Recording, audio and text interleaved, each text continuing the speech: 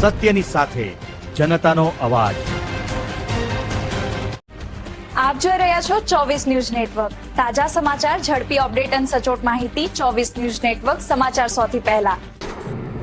વાવ થરાદ પંથકમાં ચકચાર, સણાવિયાના યુવકે નર્મદા કેનાલમાં મોતની છલાંગ લગાવ્યાની શંકા, ભારે શોધખોળ શરૂ।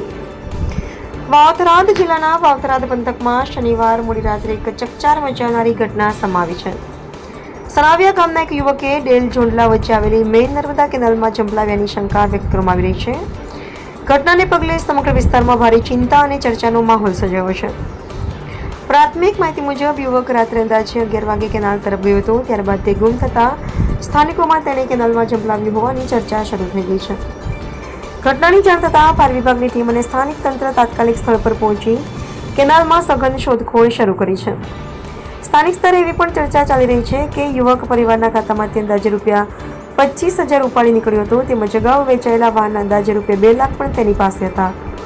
જો કે આ તમામ વિગતો અંગે પોલીસ અથવા તંત્ર દ્વારા હજુ સુધી કોઈ સત્તાવાર પુષ્ટિ કરવામાં આવી નથી। હાલ યુવકનો કોઈ પત્તો લાગ્યો નથી અને બચાવ ટીમો દ્વારા શોધખોળ ચાલુ છે। પોલીસ સમગ્ર મામલે તપાસ કરી રહી છે। સત્તાવાર માહિતી મળ્યા બાદ જ ઘટનાનું સાચું કારણ અને હકીકત સ્પષ્ટ થશે। એવા રાણાભાઈ પારેખી, થરાદ।